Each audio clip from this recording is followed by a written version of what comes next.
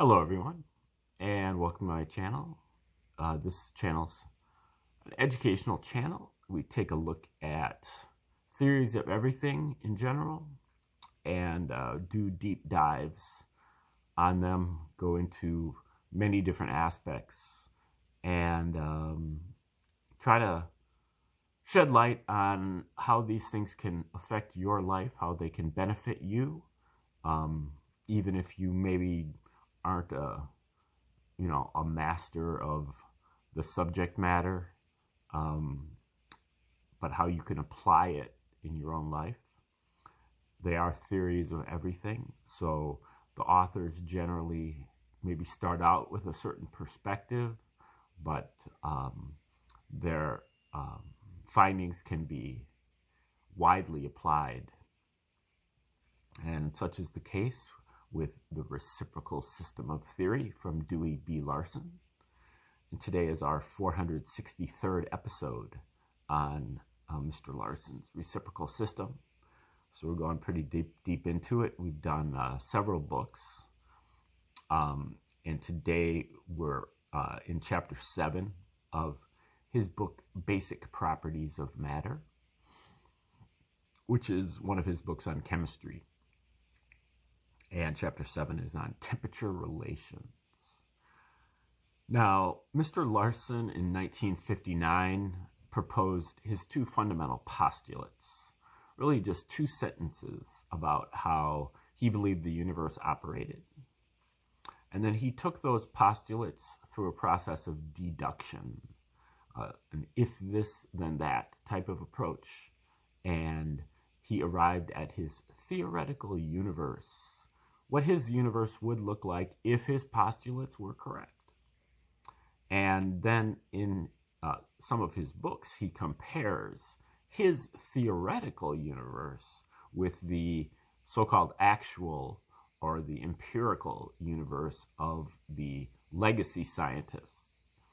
You know, what they have with, trillions of dollars of money and thousands and thousands of scientists over the course of hundreds of years have compiled in their scientific tables from laboratory experiments or observatory sessions. And Larson, one guy with no resources, very few resources, over the course of his lifetime, was able to more or less match measurement for measurement with the sum total of the scientific establishment.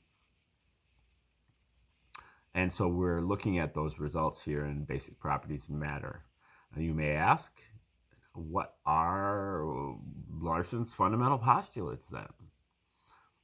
Well, the second postulate is more just window dressing, where he basically is stating how he believes the universe operates, but basically what he's going to be going on, the processes that he's going to be taking his fundamental processes through, or his fundamental postulates through. Basically, Larson is going to be using math, in particular probability, geometrical considerations, and logical considerations into account in his process of deduction. And so the second postulate is that the universe conforms to the relations of ordinary commutative mathematics. Its primary magnitudes are absolute, and its geometry is Euclidean. I would actually disagree with some of those things, but the basic idea is that math works, geometry works, logic works. That's what I'm going to be using. Now, the particulars, maybe not so much. I would say that maybe you might want to consider using something like quantum arithmetic instead of uh, ordinary commutative mathematics. And maybe you might want to use projective geometry or synergetic geometry instead of Euclidean geometry. But on the other hand, those things might introduce more problems than they're worth. And Larson talks about that a little bit here in this book, in this paper, in this chapter, where he's trying to debate which probability function he should be using. Apparently, there are several of them. I'm not a statistician, but the Gaussian, bell-shaped curve apparently has several different varieties. And Larson's trying to debate which one to use, but ultimately it probably doesn't matter that much because we're talking about kind of minute discrepancies. And for an introductory study where I'm comparing myself with some laboratory studies that have a certain level of accuracy, it probably doesn't really matter all that much which particular kind of bell-shaped curve I'm going to be using. Now, Larson's first postulate is fundamental, and that reads that the universe is composed of entirely of one component, motion, existing in 3 dimensions, in discrete units, and with 2 reciprocal aspects, space and time. Okay, so Larson, following in the tradition of Arthur Eddington and René Descartes, attempted to build his universe out of motion, not matter, like the ancient Greeks, that whole tradition up until the 20th century, or Einstein and Heisenberg in the 20th century tried to build their model on energy. And Larson really says E equals mc squared. That's Einstein. But if E equals mc squared, that means that neither matter nor energy can be the most fundamental thing, because there's something that converts one to the other. That means that neither one is fundamental. And Larson really points at the c² part, the motion. The motion is the fundamental thing. Now, when you have a universe that's made out of motion, and that motion is the most fundamental thing, first thing that you have to get with is you have to get with the idea of motion without anything moving. Motion precedes the thing that's moving. And in fact, motion is the thing that's moving. Once you have that thing, whatever that thing is, it's going to be motion too. So you have to be able to conceive of a universe with nothing in it but motion. And then motion for Larson was really referring to what he calls a scalar motion. This is a more generalized kind of motion that has a magnitude, but it has no specific direction.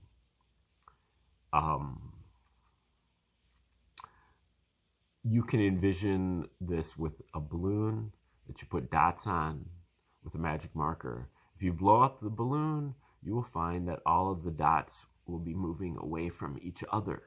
Every dot will be moving away from every other dot. And indeed, even the locations between the dots will be moving away from each other. So every location on that balloon surface will be moving away from every other location, meaning that every location is moving in every direction. So the motion has no specific direction. Really, it has all directions. That is a scalar motion.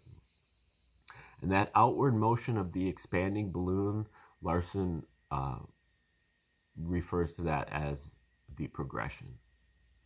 And if you suck in the balloon and it contracts and all of the dots move toward each other, then you would have what would be analogous to gravitation.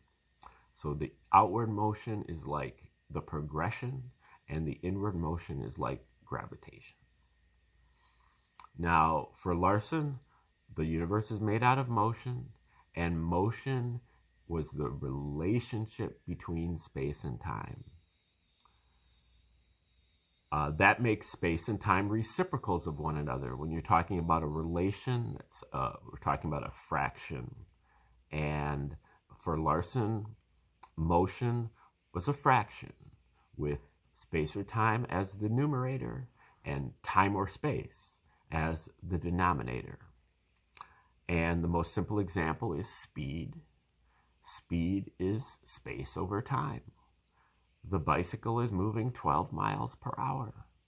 12 miles of space in 1 hour of time. Space over time.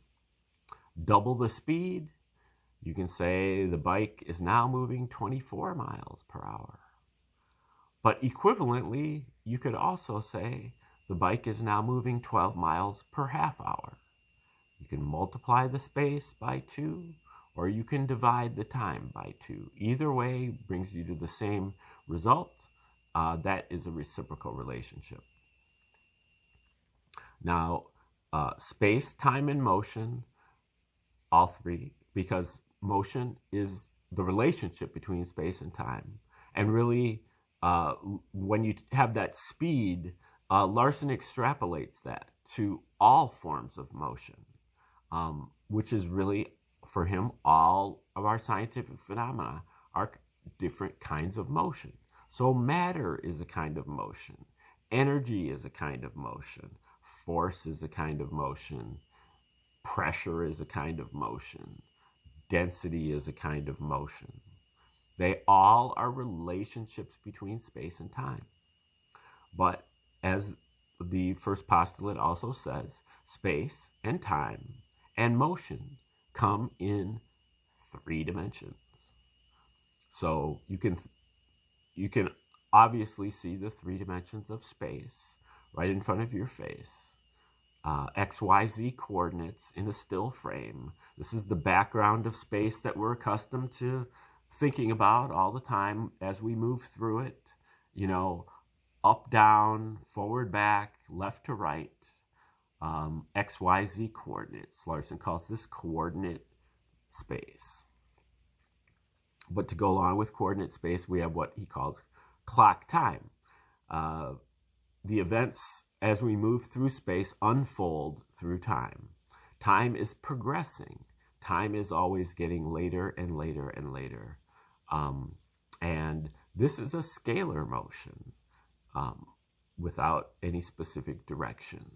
So we here in what Larson calls the spatial reference system are observing 3 dimensions of space and progressing time, or scalar time.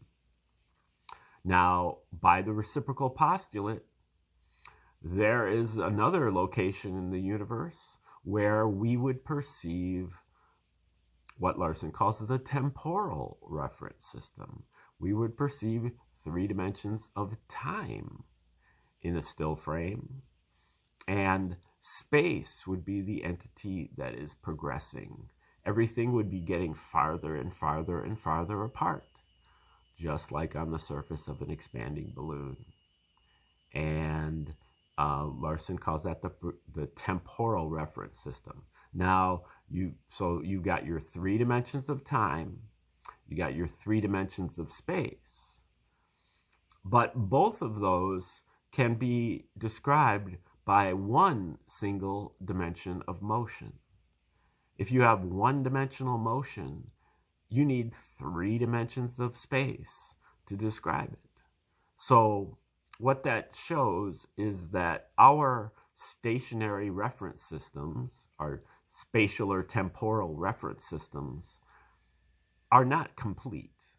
There are things, scalar motions, two-dimensional motions that transcend our reference system, that we cannot grok, we cannot accommodate these things in our reference systems. Larson has the natural reference system, and he bases his reciprocal system upon the natural reference system, which is the progression. And it is the, now part of the first postulate is that space, time, and motion come only in discrete units. You have to have a full unit of space before you have space. You have to have a full unit of time before you have time. These are small units, but they are still, significant. And if you don't have a full unit, you don't have anything. And so if you have 1 unit of space in 1 unit of time, again, space over time being speed, then you have what Larson calls unit speed. Unit speed is also known as the speed of light. And so this is the speed of the progression. The progression moves outward at 1 unit of space per 1 unit of time. 1 unit of space per 1 unit of time. And Larson refers to that as the progression of the natural reference system. This is eternal, omnipresent, happening in all locations at all times. The universe is moving outward at the speed of light in all directions. Okay, so this is the 0 point, or the null point. Larson refers to it as the state of rest in the universe of motion. This is, your empty universe where you have motion, but you have nothing else. And this is really the source of everything else. Everything else is, obtained by harnessing that 0 point motion, or that outward motion in all directions at all times in all places. And how that happens is basically through a process of reversing the motions, turning those outward motions to inward motions, turning that progression into gravitation. And because gravity is at the core of all matter. And so this is done first by reversing the progression, turning it into a photon or a light particle. Then that photon or light particle gets rotated. Now remember that space and time and motion have 3 dimensions, so that photon must be rotated in 3 dimensions before you get matter. And Larson goes through that process in one of his chapters in the book, Nothing But Motion. But, and there are some quirks to it that take a while to explain. But basically, Larson gets, his periodic table has 3 numbers to it. 1 primary 2-dimensional rotation, another secondary 2-dimensional rotation, which alternates with the first, and then a 1-dimensional optional 1-dimensional rotation in the opposite direction, which is 0 in the noble gases, and then it's positive in the electropositives and negative in the electronegatives. So those 3 numbers, A, B, and C, the 3 rotations, those are what Larson uses to determine his equations for the basic properties of matter. Now, matter itself is formed in what Larson calls the space region and the time region. These are 2 subregions within the material sector and the cosmic sector.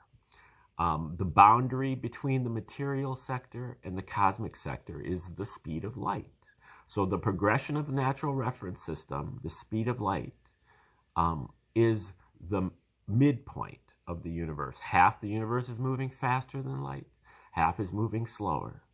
The faster is the cosmic sector, and the slower is the material sector.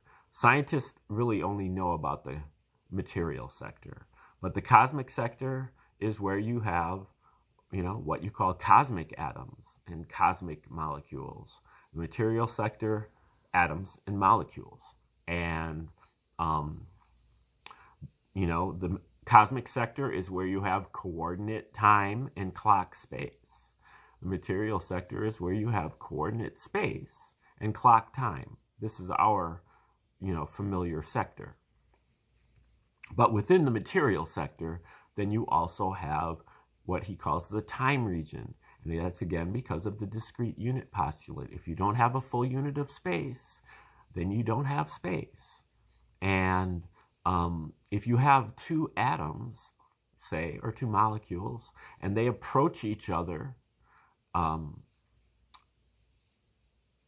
say gravitationally, they get to a certain point where they get to be exactly 1 unit apart, 1 unit of space apart. At that point, they can no longer move toward each other because there is no such thing as less than 1 unit of space. So they're stuck there at 1 unit apart. What they do instead is they move outward in time, which is equivalent to, by the reciprocal postulate, it's equivalent to inward in space. We see it as inward in space, but it's really happening in time. And that's because we can't see space, we only see time, because we are anchored to a spatial reference system here in the material sector. And so we see it in what Larson calls equivalent space. But there are certain things that you have to understand about equivalent space. First of all, it's a second power region. And second of all, if you look into the time region, you have to decrease what you see by what he calls the interregional ratio. That's basically like what is being lost in the translation when you're looking across into a foreign sector or region of the universe. Also, when you cross that unit speed boundary, the rules invert, just like they did at this unit speed boundary. At the unit space boundary, now the progression is moving inward in equivalent space as opposed to outward. And gravitation is moving outward as opposed to inward. And the results of that are what Larson calls the interatomic equilibrium. When that happens, space, gravity, and the progression can become equal. And when that happens, the progression is constant and always there, and it's always the same. But gravitation is variable. And so there's a certain point where they're equal. And where they're equal is where the interatomic equilibrium is established. That is what's called the interatomic distance. And that's where you get atoms and molecules in geometrical packing, how far they are apart. It's not the size of the atoms, it's the distance apart. Legacy science usually refers to it as the size of the atoms and perceives or pretends that they perceive that the atoms are in contact, but the size of the atoms are the interatomic distance. Larson says that these atoms are far apart, that their geometrical bonding due to the interatomic distance has them very far apart, and that the actual size of the atoms is very, very small, the size of the nucleus. Larson does not believe in the nucleus. Larson thinks that the nucleus is the entire atom, and the whole atomic cloud and that whole huge area of space that the legacy science has about the atom, that doesn't exist. That is empty, and it's a result of this interatomic bonding. Okay, we're going to just try to get into as much of this as we can about the temperature relations. You might not get all of it, but just pick up a breadcrumb or two. I'll try to keep you somewhat up to speed, but we'd like to cover at least a paragraph or two of this. So here we go. These remaining solid molecules, which he's referring to in Larson's system, heat is based on basically on gravity, and pressure is based on the progression. And heat phenomenon of temperature is that every atom or molecule, he calls them thermal groups, has its own temperature. Temperature is a part of each atom or molecule. And so each atom or molecule is in solid, liquid, vapor, or gas state on its own. But when we see an aggregate, basically the aggregate becomes a liquid when approximately 30% of its molecules have become liquid. Something to that effect. So that's what he's referring to. These remaining solid molecules, the ones that are still in the solid state individually, while their aggregate has already kind of become liquid. Okay, these remaining solid molecules are gradually converted to the liquid state in a temperature range above the melting point. Thus, the liquid aggregate in this range contains a percentage of solid molecules, while the solid aggregate in a similar temperature range below the melting point contains a percentage of liquid molecules. The presence of these foreign molecules has a significant effect on the physical properties of matter in both of these temperature ranges. And that complicates Larson's study of these basic properties of matter. A lot of what he is finding is, like with the liquid state, a lot of the curves are straight line curves. They're just the liquid state. There's no variables. They're just, but the actual curves are curved because there are all these foreign molecules within the liquid itself. So if you look at it on an atom by atom basis, you get straight lines, but if you look at it as an aggregate, you get curved curves with inflection points. Okay, so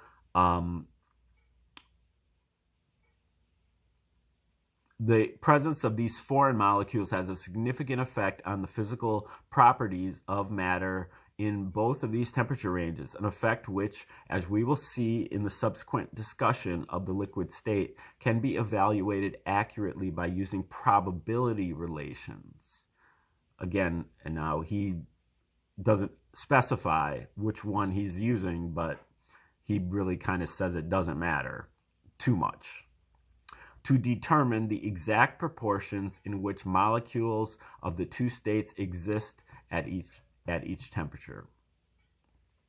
While the endpoint of the solid state is the temperature at which the intermolecular forces reach an equilibrium at the unit level, arrival at this endpoint does not mean automatic entry into the liquid state. It merely means that the cohesive forces of the solid are no longer operative in all three dimensions, and therefore do not prevent the free movement in one dimension of space that is the distinguishing characteristic of the liquid state. Okay, so if something is in the time region in all three dimensions, then it's a solid. And the forces of cohesion are the result of compression. They're the result of the internal pressure, or the could be external pressure, but really the result of the progression that is now inward in the equivalent space of the time region. So the temperature, which is more of a gravitational, rotational outward motion, at a certain point nullifies the cohesive forces in one dimension, and that is what the liquid is. The liquid is in the time region in two dimensions, but in the other dimension it has escaped the time region and is now in the time-space region, or the normal region of the material sector. and that's what the liquid is. Now, a gas is something that is outside the time region in all three dimensions.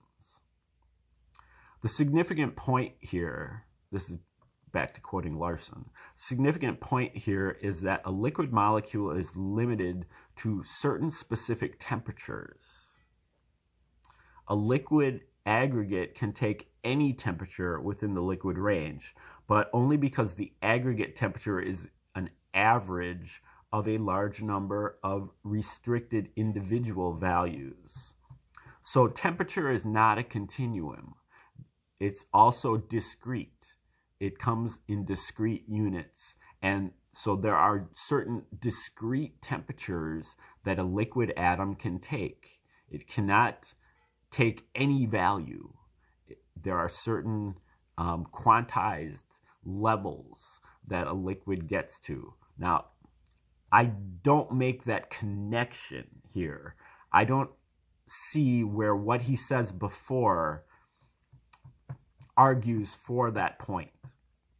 I understand that point kind of intuitively, but I'm not quite understanding the leap that Larson makes right there to say that, to be able to say that a liquid is limited to certain specific temperatures. So, you know, again, I just hold that in my head as, okay, that's something I don't get. And, you know, hopefully he'll clear that up for me. And it's very surprising. Larson oftentimes clears it up in the next paragraph, or, you know, a few paragraphs later, or maybe in a chapter later on in the book. It usually does get clarified, you know, sticking points that I have. Not always, but okay. I guess we should probably shut it down right there. You know, granted, we only read, you know, a page or two, but, you know, that's how you have to do it. You have to go slow through this. There's a lot of background information, but the important thing is that this is a general theory. It is a theory of everything. And so you don't have to learn a whole new set of, you know, jargon if you study a different subject. You can apply these same principles to any subject that you want to go to. So you really only have to learn this once. It's very complicated and difficult to learn, but you don't have to relearn it, you know, for every new subject that you want to get into. So that's why I think this is important, and that's why I do it. Thank you for tuning in.